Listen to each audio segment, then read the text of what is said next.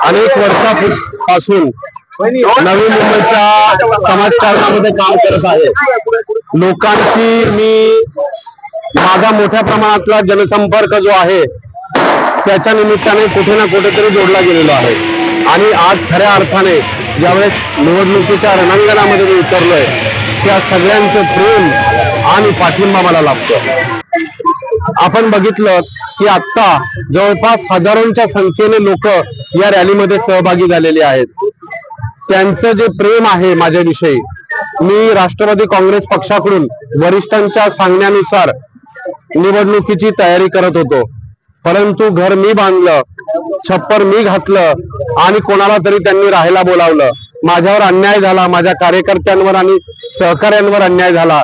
लोकांना हे पटलं नाही। लोकांनी मला कौल दिला की तुम्ही लढायचंय आणि त्याच्यामुळे मी या रणांगणामध्ये उतरलोय।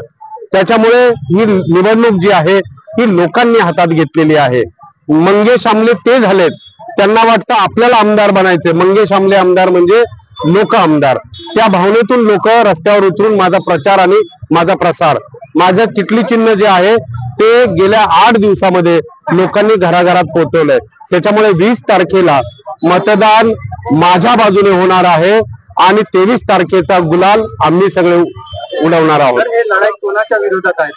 ही लढाई जी आहे ती माझ्यावर आणि माझ्या सहकाऱ्यांवर झालेल्या अन्यायाच्या विरुद्ध आहे। ही लढाई हुकुमशाहीच्या विरुद्ध आहे आणि ही लढाई जी आहे ती घराणेशाहीच्या विरुद्ध आहे। या 4 मुद्द्यांना घेऊन आम्ही मैदानामध्ये उतरलो।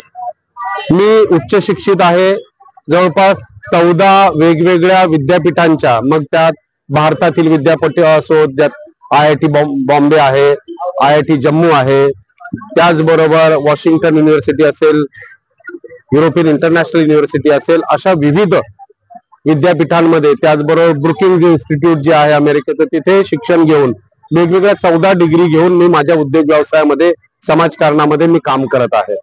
त्यामुळे माझी नजर जी आहे ती विस्फारलेली आहे आणि ती दृष्टी मी या शहरासाठी वापरू इच्छितो।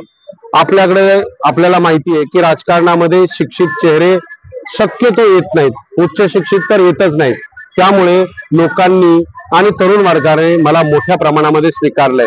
त्यांना एक उच्च शिक्षित, एक निर्व्यसनी, चारित्र्य संपन्न माणूस या शहरासाठी हवा आहे। तो माझ्या रूपाने ते बघत आहे। युवकांशी मी अनेक व्यासपीठावरून गेले 10 ते 12 वर्ष कनेक्ट होतोय।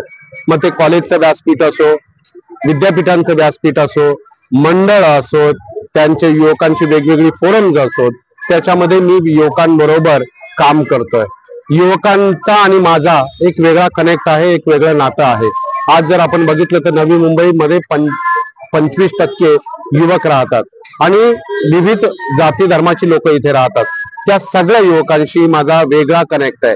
ते मला म्हणतात, दादा तुम्हाला लढायचंय, तुम्हाला पुढे यायचंय आणि तुम्हाला जिंकायचंय। त्याच्यामुळे युवकांनी देखील ही निवडणूक हातामध्ये घेतली। पहिलीच आमची प्रचार रॅली, ज्यात तुम्ही पत्रकार बंधू भगिनी आम्हाला कव्हर करायला होतात आणि जी छत्रपती शिवाजी महाराजांच्या चौकामधून त्यांचं दर्शन घेऊन आम्ही सुरू केली।